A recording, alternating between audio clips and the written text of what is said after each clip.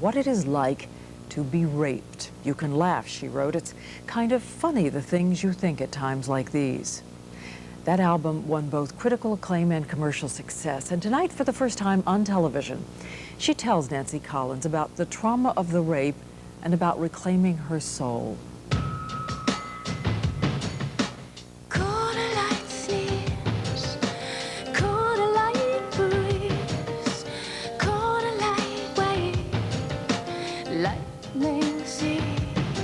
What is it about the music of this tiny red-headed preacher's daughter that sells out concerts across the country? Never was a cornflake girl. Thought it was a good solution. And turned this classically trained pianist into a pop star after only 3 albums. I heard the eternal footman bought himself a bike to race. Her poetic lyrics are evocative, resonating with the familiar and the forbidden.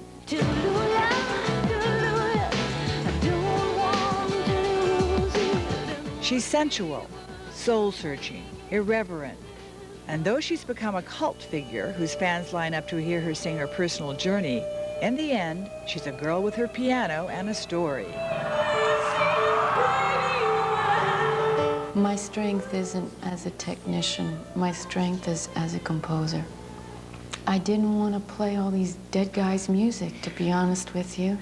I was like, you know, they did something fantastic. But who's going to be breaking those boundaries and limitations for our time? China, all the way to New York. Some would say Tori Amos. She grew up rebellious, the daughter of a Methodist minister and his part Cherokee wife. One thing that's always hard to be the preacher's kid. Did your father expect you to toe a religious mark?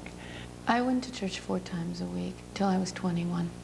My father would really have liked me to write religious music. Tuna rubber, little blubber in my igloo. She began playing the piano when she was 2. At 5, she was the youngest pupil to be accepted to Baltimore's prestigious Peabody Institute, where she learned to play Mozart and Brahms. Ever since I remember, I would crawl up and play, and I always knew how to play. I got me some horses to ride on, to ride on. When she was 11, Tori lost her scholarship to the Peabody. I just didn't fit in. They didn't think I was ever going to be a concert pianist, and I wasn't. When you gonna make up your mind? 2 years later, it was her father who came up with the unorthodox idea for the next leg of her career. My father looked at me finally after a lot of tugging and pulling back and forth. What are you going to do with your life? Why do I have to do anything with my life? I'm 13. What are you know, the whole thing that happens. And I said, I want to play my music. And he said, all right, then get dressed. Dress up. And we went down and we knocked on about 13 or 14 doors that night, just knocked. On bars? On bars. And he said, my daughter's really good. Can we come in and play for you? And there was a lot of that going on. And the gay clubs opened the door. They said, bring her in then. I was very influenced by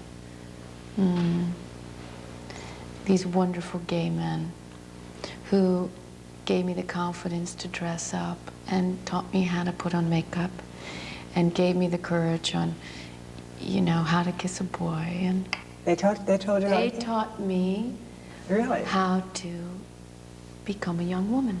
What was it about their experience that so informed you? Tenderness. They taught me about tenderness. Maybe I'm a witch, lost in time. At 21, Tori headed to Los Angeles and formed a band. Its only album flopped miserably. When you're a failure in the entertainment business, they're quite vicious. But it was my great gift. That was the greatest gift I ever had because She sat down alone at her piano and began listening to her inner voice. And I said, you know, What is my intention as a musician? And I started to remember what that was. And I said, whether anybody comes here to listen to what I do or not, I'm going to finally say what I've always thought, what has been hushed up, which I've hushed up. The result was her first hit album, Little Earthquakes. Excuse me, but can I be you for a while? My dog won't bite if you sit real still. I got the Antichrist in the kitchen yelling at me again. I had to write that work to begin to feel like I wanted to be in my own skin again. So just feeling that was such an incredible feeling. Like, wow, I do have thoughts about things, and they're my thoughts. Silent all these years. Its centerpiece was a haunting anthem called Me and a Gun, which spoke to many women. Tori Amos sang about the time she was raped. Me and a gun and a man on my back. Though it happened in her early 20s, she never talked about it to anyone. I saw Thelma and Louise, and it brought up things that even I didn't understand. And I think there's some things that I don't want to remember. One night, after she finished playing at a piano bar, Tori offered a ride to someone she thought was a friend. Did you ever bring charges, though? Did you go to the police or anything? No. It's not that simple. Sometimes you're in a situation where if you come forth, you're nailed. The law isn't supportive of violent situations for women. Come on, I was a nightclub singer. I dressed sexy. Look, let's not kid each other. My case was closed before I began. Did you think it was your fault? Yeah, I did.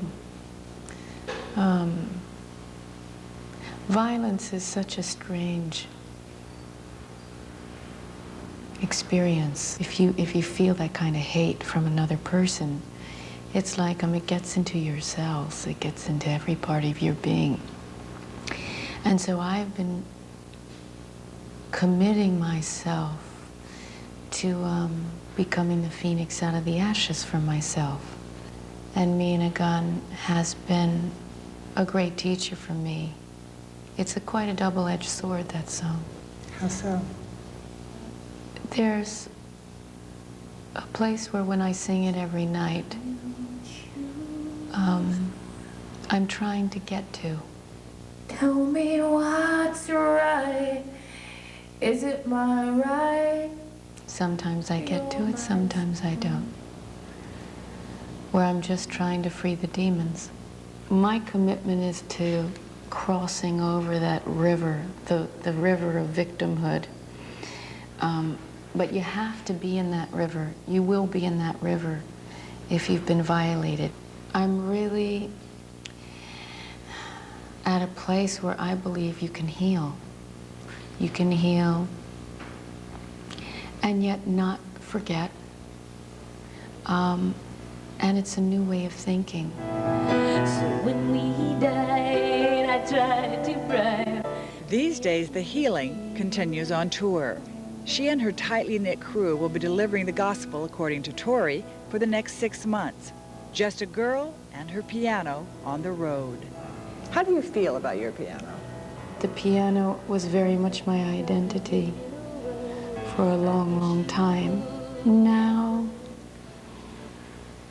I feel like we're partners. I think the real musicians, the ones that feel it in their soul, hear their instrument speaking. Silent all these years.